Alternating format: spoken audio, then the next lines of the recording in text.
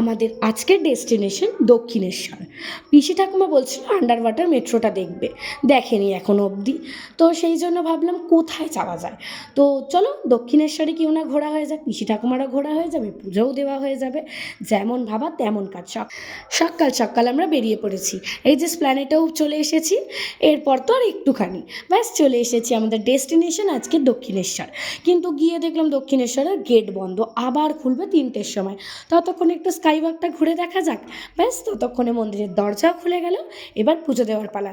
কিন্তু বেশ বড় লাইন পড়েছে, দেখে নিয়েছি। তো চলো আগে পুজোর ডালা কিনবো, তারপরে লাইনে দাঁড়াবো, তারপর পুজো দেওয়া।